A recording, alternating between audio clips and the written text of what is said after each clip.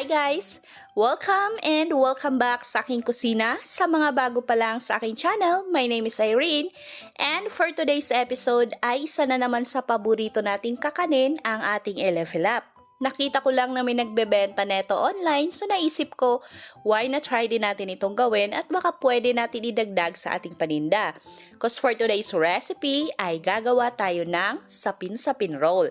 Kaya kung extra income ang hanap mo, watch the video until the end because I will give you not just the full procedure but also some important tips. Para sa ating written ingredients, please check description box. So, tara, let's get started! Uumpisahan natin sa ating leche flan. Guys, hindi kailangang leche flan din ang gagamitin nyo as filling o palaman. Pwedeng ubi halaya, cheese, makapuno, or bukayo. So, leche flan lang ang napili ko dahil yun ang gusto ng mga anak ko. So, meron tayo ditong 4 na itlog. Yung gagawin ko ditong leche flan ay sakto lang para sa recipe natin. Then, mag-a-add tayo ng half teaspoon ng vanilla essence, half a teaspoon ng calamansi juice,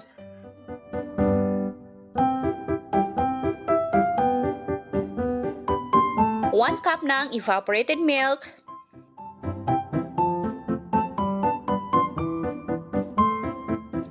and 3/4 cup ng condensed milk.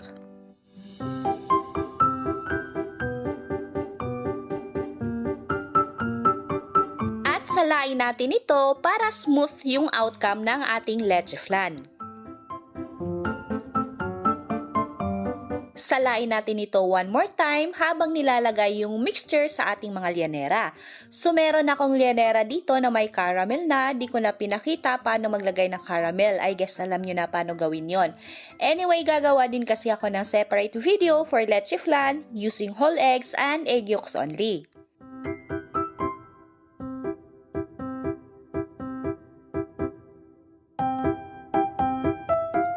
Cover natin ito with foil to avoid water drippings. Pero kung walang foil sa bahay, pwedeng balutin nyo na lang ng malinis na tela ang takip ng inyong steamer.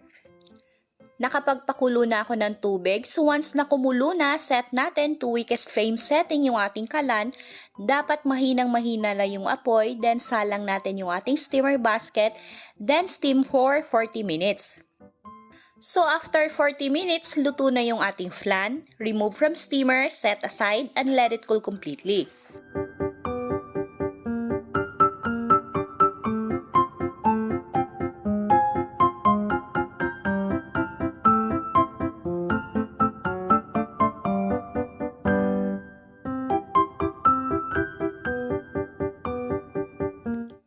Now, let's proceed naman sa ating sapin-sapin. So, meron ako ditong 500 grams or half kilo ng glutinous rice flour.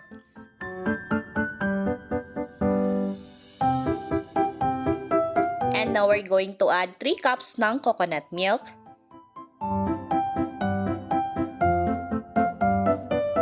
One can 380 grams ng condensed milk.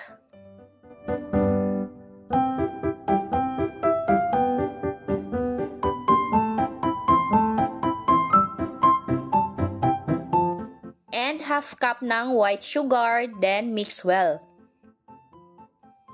Guys, chewy o makunat na sapin-sapin ang gusto kong ma-achieve dito kaya hindi na ako nag-add ng rice flour or harina. Pure glutinous rice flour lang ang gamit ko. Haluin lang natin itong mabuti hanggang sa wala ng lumps or buo-buo.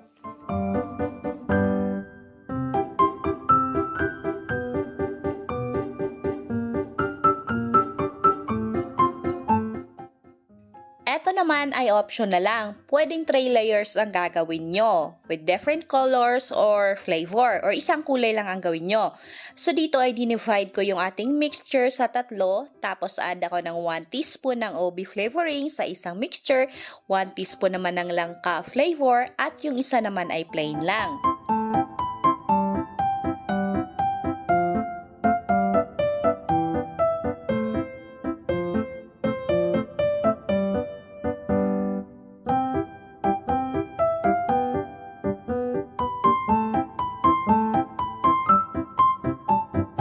May ginawa akong latik kanina, so yung oil na nakuha natin sa paggawa ng latik ang gagamitin natin sa pag-grease ng ating molder o lianera.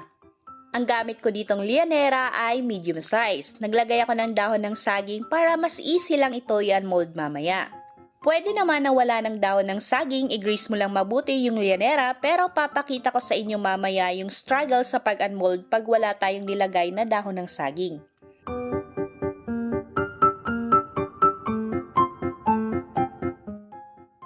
Para sa ating first layer ay plain muna ang nilagay ko. Tig 1.5 tablespoon ng mixture each lianera, then steam natin ito for 3 minutes.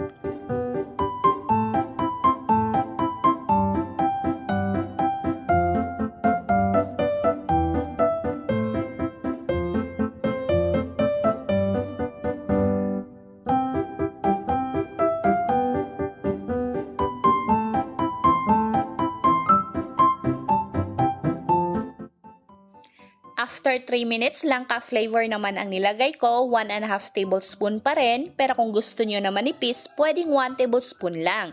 Steam uli natin ito for another 3 minutes.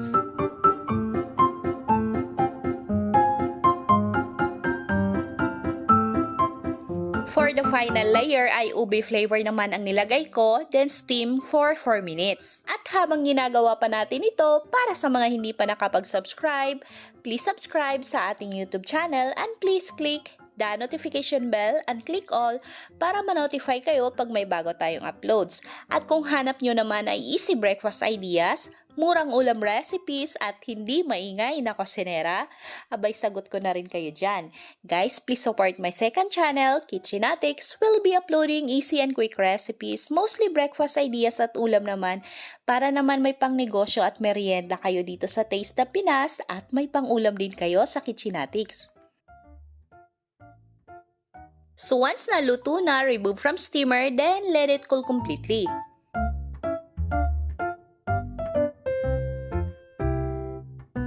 So, ito yung sa lianera natin na walang dahon ng saging. Medyo struggle siya sa pagtanggal dahil nadikit siya at hindi ganun kakinis yung ilalim niya.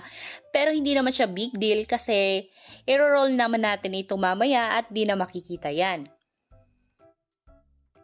Ito naman yung sa dahon ng saging, less effort sa pagtanggal sa lianera and as you can see, makinis yung ilalim niya. Yung dahon ng saging ay pwede nyo pa magamit sa susunod na salang.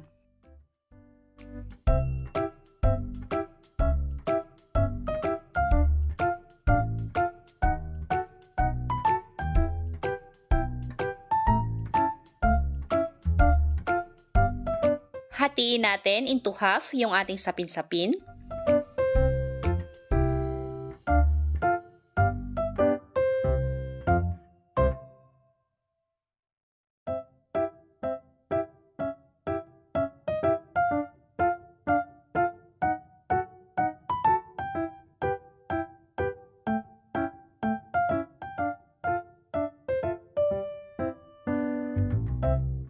Tapos ay unmold natin yung ating leche flan at slice natin ito depende sa laki o kapal na gusto nyong magiging palaman ng inyong sapin-sapin.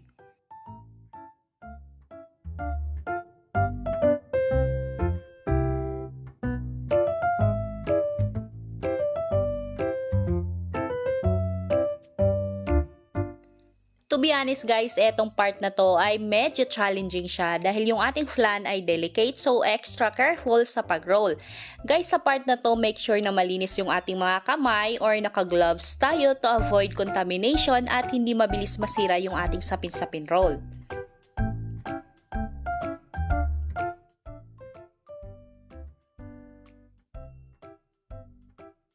And ready to serve na at pwedeng pambenta syempre ang ating sapin roll. Pasensya na kayo guys kung di ko na naipakita yung ating taste test dahil nawala na sa isip ko. Naubos na namin kainin bago ko naalala na di pa pala nakunan ng taste test portion. But rest assured na napakasarap po ng ating sapin roll. May nakikita ako nagbebenta neto online ng 70 pesos per tub na may 5 sapin roll. For me, masarap yung combination ng flan at sapin-sapin. Pero tingin ko, kung pambenta ang gagawin nyo, mas prefer ko na bukayo ang palaman niya. Kasi less hassle sa pag-roll. Sa flan kasi delicate siya, kaya medyo challenging sa pag-roll. But anyway, kayo naman ang magde-decide yan kung anong palaman ang gagamitin nyo. And by the way guys, ilalagay ko na lang sa description box kung ilan lahat ang nagawa ko. Di ko na naipakita dito sa video dahil kinain na ng mga anak ko yung iba. Ilalagay ko sa description box yung cost ng mga ingredients or kung magkano yung ginastos ko. Kayo na lang bahala ang mag-costing, magkano nyo siya ipibenta. At sa mga nagpapa-shoutout, wala muna tayong shoutout portion dahil masyadong mahaba na yung video natin. Sa next upload na lang. Sana ay nakatulong tong video na to at nabigyan kayo ng idea paano kumita gamit lang ang maliit na puhunan. At sa mga hindi pa nakapag-subscribe, please subscribe sa ating YouTube channel and please click the notification bell and click all para ma-notify kayo pag may bago tayong uploads. Thank you guys for watching and happy cooking!